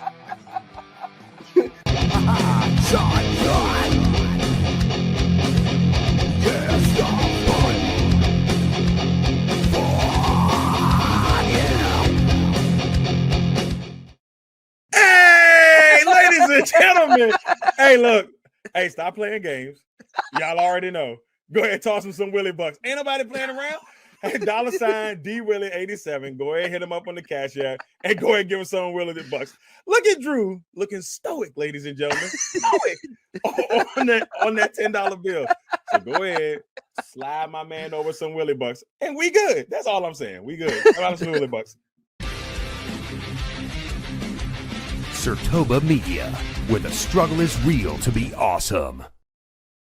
In a world where chronicles of the past are brought to the streams, whether the content is relatable or completely beyond your realm of life, there is no shadow of a doubt that this show is absolutely full of shenanigans. Get ready for D Willie in the evening.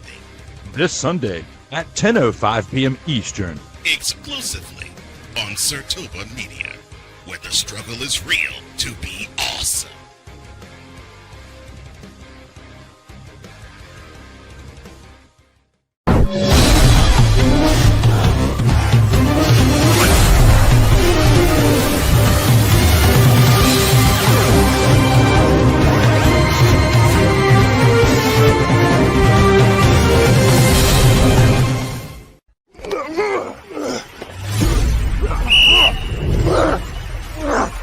It's that time. Oh, yeah. It's that time that we talk about the 2-minute drill and what we have in store for it. For those of you out there who are just tuning in, please make sure that you like and subscribe to the channel and to this video to let me know if you appreciate what we're talking about out here in these streams and help us out the algorithm a little bit. If we get a like, maybe boost another view or two out there to the live stream or outside of the replay.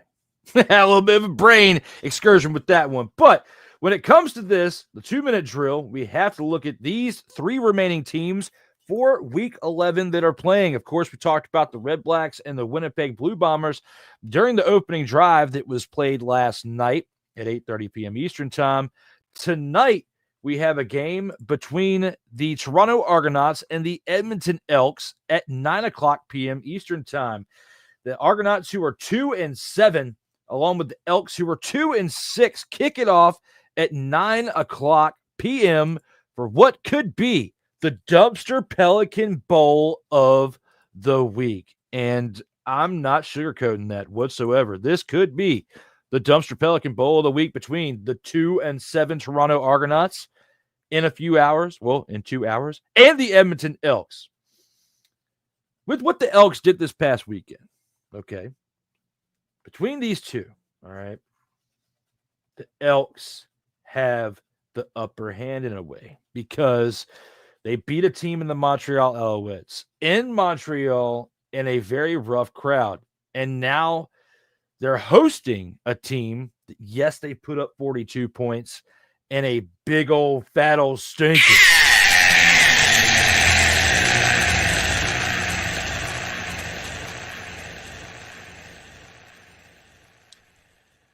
But based on that type of defeat, I'm not sure I want to side with the Argonauts being able to put up 42 points, even against a team in the Elks that haven't been playing good at all this season. Neither one of these two teams have. So for that, I'm going to give the side to the Elks, surprisingly, for what could be another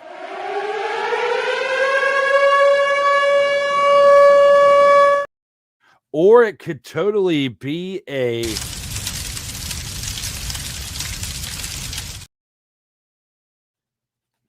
no matter which way you dice it up.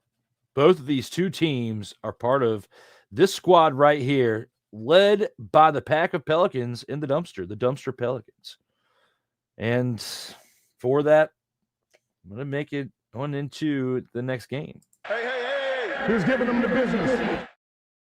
That next game listed here is the Tiger Cats traveling to Saskatchewan to take on the Roughriders. Hamilton Tiger Cats, who at this point in the season are 6-3, traveling to Saskatchewan to take on the 7-1 Roughriders. Me being a homer of this team, the Saskatchewan Roughriders, want to sit here and say they are going to blow out the Hamilton Tiger Cats, mollywop them, decimate them, beat them bad at home. But I don't think it's going to be that way. I do think Saskatchewan will win, but I think it's going to be a close one. They're not going to win by double digits. If they do, I'll be surprised. Well, based on the way they've won those 7 games, I won't really be surprised to an extent, but I'll be concerned if they win by less than double digits.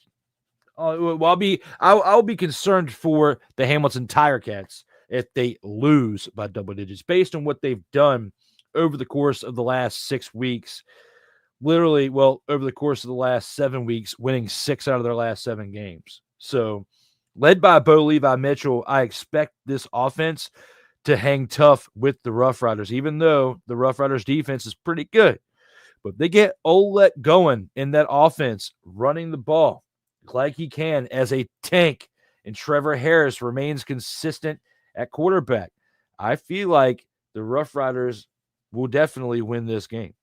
But if for some reason Hamilton starts off hot and keeps on clicking on all cylinders on offense and does a okay to average job on defense to contain the Roughriders, which has been very, very hard to do throughout this season, they can upset them. And that would logistically and literally be our upset of the week next week if the Tiger Cats beat the Roughriders. I'm calling it now. I'm calling my shot. If the Tiger Cats beat the Roughriders, this will be the upset of the week next week when we are back for episode 98.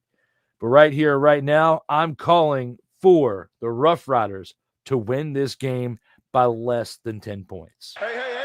Who's giving them the business? And for our final game of the weekend, and it happens to be on Saturday, the Montreal Alouettes coming back from the big old tough, fat old stinking.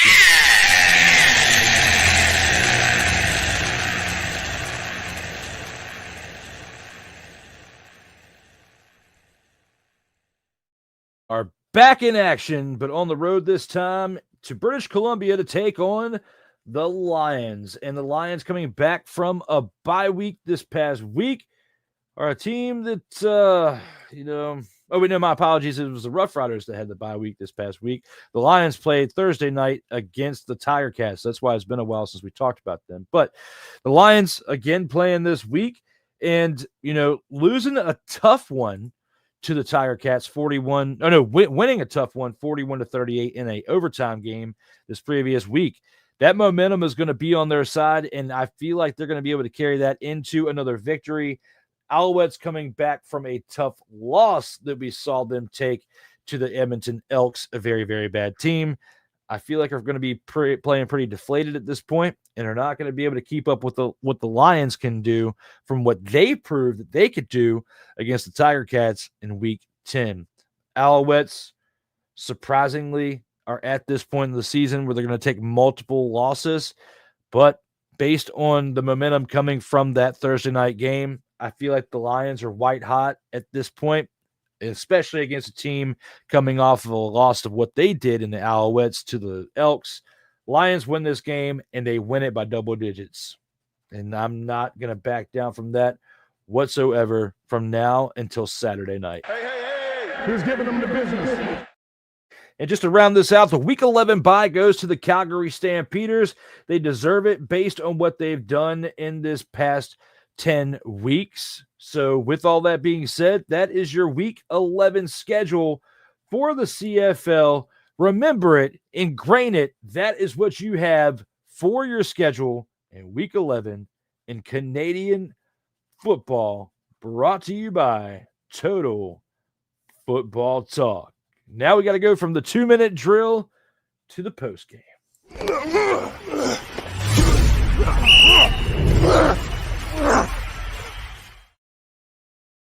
Total Football Talk. As long as it's one. Oh, that's great. I love it. Shout out to Bill Baird. Shout out to Sick Diggy. Shout out to Desiree over on the No Credentials Required channel that came in during the time that Ryan was here and was streaming to his channel at that point. But to those of you who are just now tuning in, whether you're watching the live stream or the replay, please, if you're new, click the like button and subscribe to the channel. Help us out. Get a little bit more action here in the algorithm here in these streams. But the post game, I want to talk about something that was released this week. If you pre-ordered the game, you've actually had it for the past 8 days, but Madden 26. I went and made an investment earlier this week. At the age that I am, I'm not quite 40 yet, but I feel like I just purchased my final gaming system. Over the course of my lifetime, now spanning almost 40 years, I started with the original Nintendo. We played around with the Atari a little bit, but it wasn't mine. My first ever gaming system was the Nintendo. And I've also always felt some type of way about Nintendo, regardless if the Wii U sucked or not. Okay. All right. And the GameCube and how we felt about that.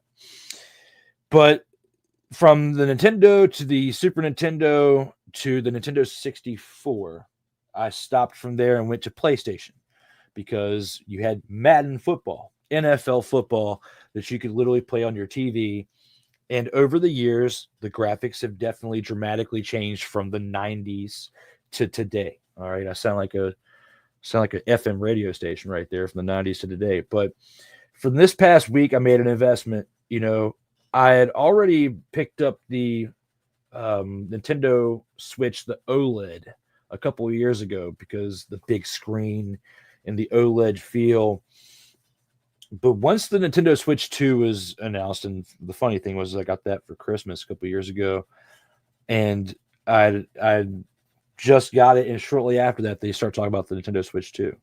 There was rumblings about it, but the official announcement that it was going to be released in 2025, and it just came out in June with the announcements of Madden Football was coming back because it was on the Wii, but of course the graphics were kind of dulled down quite a bit because of what the Wii's processor was in comparison to PlayStation and Xbox 360 at the time. And then you had the Xbox One and PlayStation 4.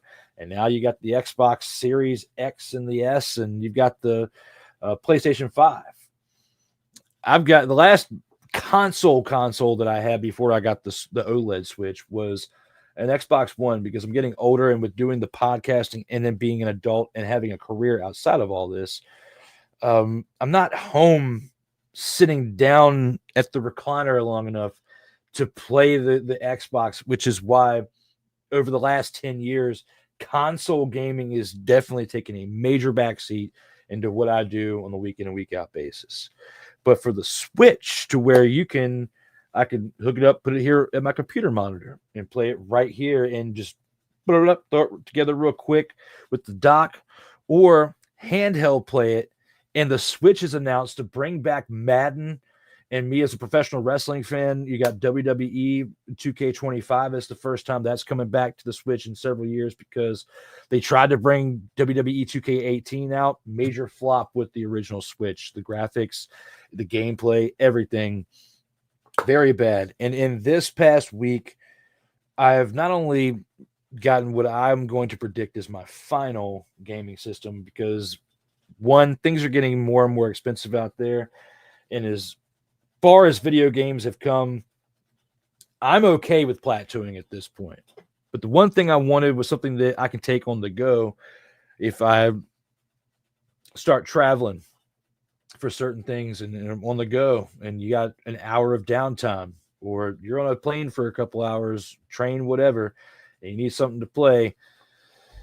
Something like the Nintendo Switch 2 will get you through. So yes, I picked this up. It came with Mario Kart, and I've enjoyed it. I've not played it as much as I wanted to this week, because I work Monday through Thursday, and I'm gone from the house for about 12 hours during that time frame from when I leave to when I get home. Sometimes more than that, like last night. I didn't get home till after 5 this morning today. I've not had an opportunity to play it that much. I did when I got it last weekend for a little bit. And there was a night when I got home from work where I was able to play it for a couple hours. But Madden on it, I did the pre-order, because if you pre-ordered it, you got it before the release date. And the release date actually was yesterday, the 14th, for Madden 26. But if you pre-ordered it, you got it a week ahead of time. And since I got this, it was a week ago tomorrow. Will be the 9th. Yeah, the 9th. I pre-ordered it and got it 5 days early. The only things I will say negatively about this is, because any other game you get nowadays, there's a lot of memory that it takes up. And the OLED that I have, I was able to get a 1 terabyte memory card for it. This, even though it comes with like 256 gigabytes of memory, it does not have an available memory card to go up to 1 terabyte yet. And even though it would be a very long time before I used it, I like having it because it gives me endless options of older games that I could download for later use. And it prepares me for the future as newer games get bigger and require a bigger download, because supposedly Call of Duty is coming to this. There's rumblings in the dark for that. College football might be available for that. This, because with the Nintendo Switch, any other video game and console you get, you're basically making an investment for the next half decade at minimum, sometimes 10 years. The Xbox 360, we had 7 good years out of before the Xbox One came out. And the same thing with that. PlayStation, very similar to that too. And now with the Nintendo Switch, even though I think that was been around a little bit longer, it might be 8, 9 years. Might have to look around. The OLED one I hadn't been around but so long. But this, I think, I gotta go back and ask for even when I was a kid, I didn't get a console when it first came out. When I was gifted for holidays the Nintendo Switch.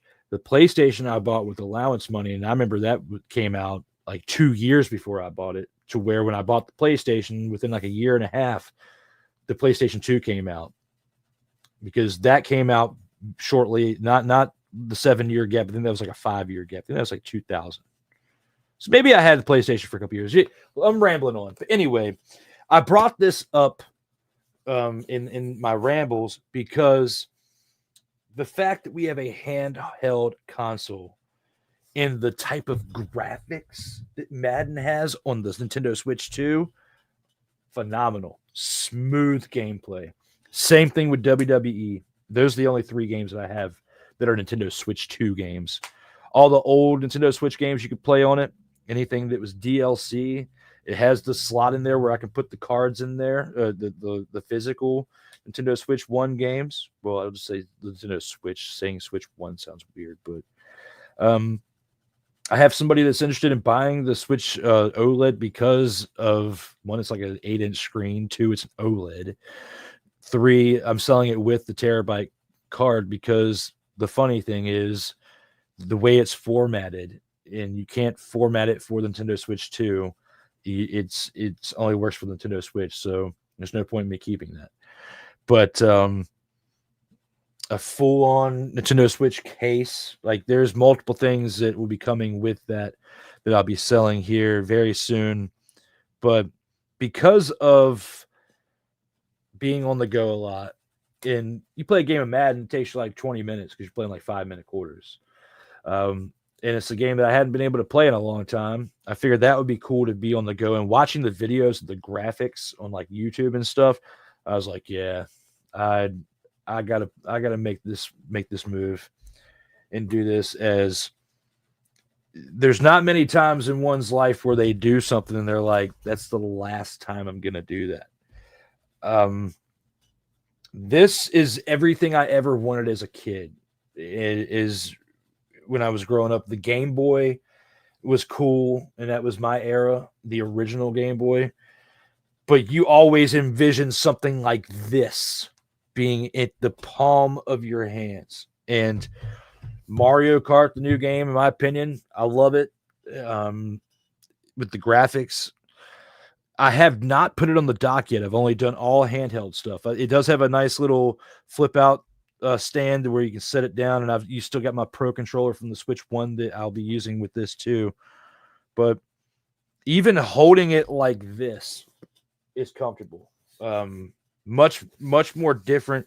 The way the Joy-Cons come out here are a much smoother process, and I bet even putting it in the dock is smooth, because I remember when the original model of the Switch came out, and my niece got one. I remember setting it up, and me, somebody who's tech savvy, was having a hard time setting up the dock. The original model Switch was not as user-friendly as the later versions of the Switch.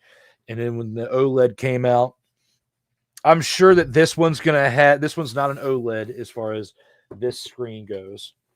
That's what makes the other one more valuable, to where I can still get a decent amount for that. But this is the processor that's in here is better than the one that OLED has. In the games it can play, of course, is an upgrade. But the one thing I will say in difference to this, to the other model, is the battery life on this. If you're playing without it being docked or without a power cord in it, is very short. You play a game of Madden, by the time your game of Madden is over, I think you're down to a 50% battery, and maybe sometimes more depending on what settings you have on Madden, what you were doing before you started the game, if you were making moves, if you're playing a franchise, making a trade, going through practice. If you go and play a game of Madden, I will say this, you go and do all of the pre-week stuff, the training, and everything that goes from a game plan from a weekend to the end of the week process, you may be at less than 20% battery. And I haven't done all that yet. I've only been playing quick games. I haven't even had time to set up certain things that I want on there. But just playing quick games in the play now intro part, it uses a decent amount of battery. That's the only negative thing I can say about the new Switch here. But considering how much I'm on the go, it's easier.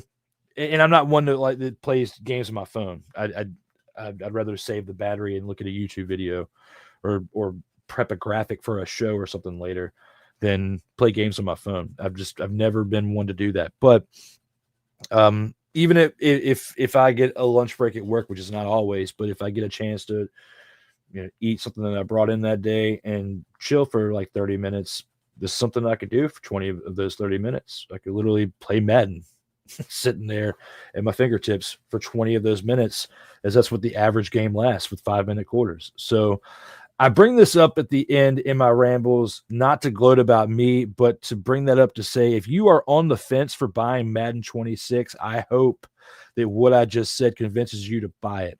If you're on the fence about getting this, I hope what I just said convinced you to go get one, so that way we could play together on it. Because the gameplay and the online play is much improved. They have even a Nintendo Switch camera that you can get to where you can do live streaming with these now. And I'm sure there's a way I can set this up to my computer and do the same thing, but I have not had a chance to play around with that yet.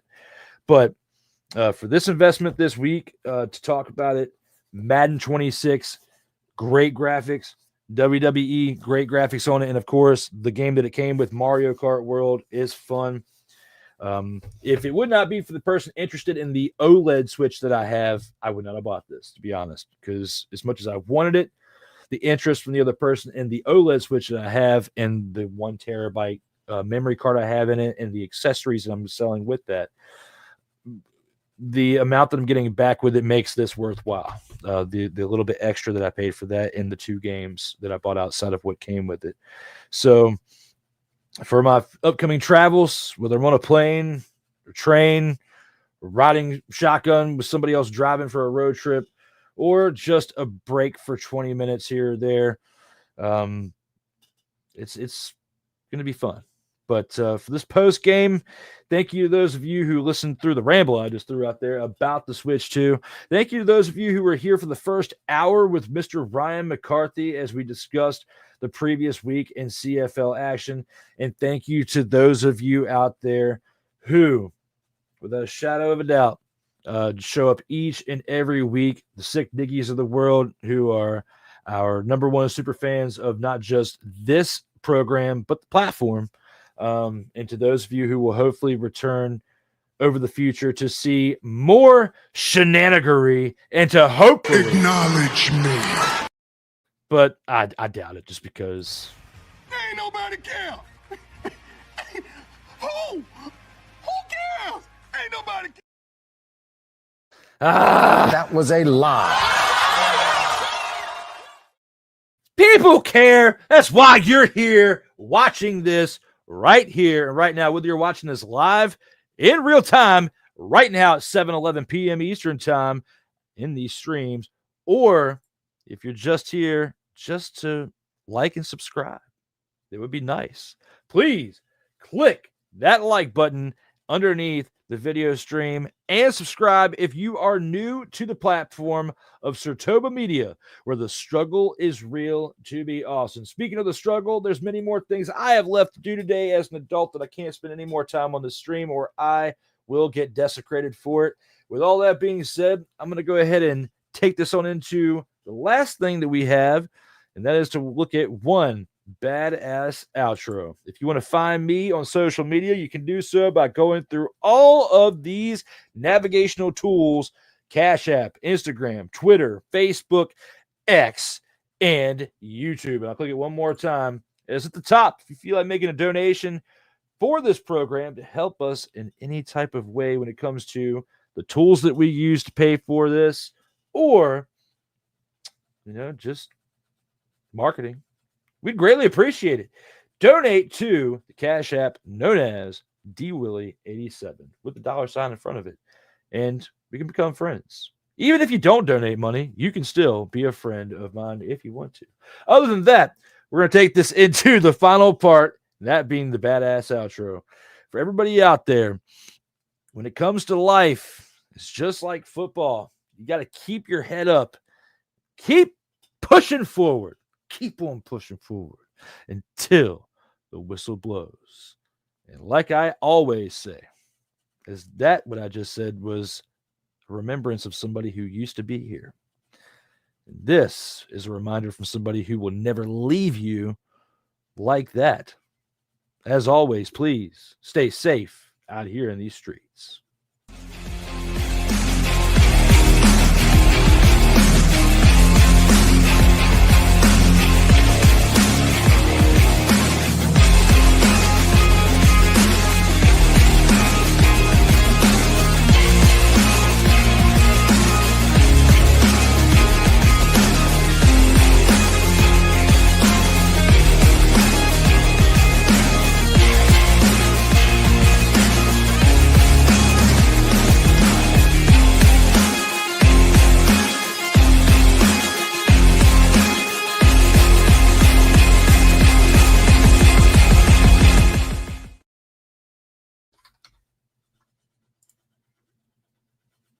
Have you ever had a situation where it's like somebody's walking down the street and they're like, I ain't your baby daddy.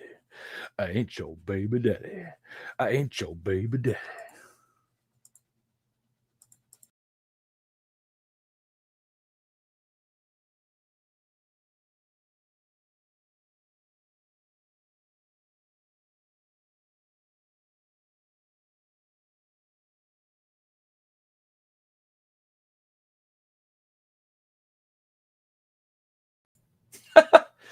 This thing's still alive. Nice. I ain't your baby daddy. I ain't your baby daddy.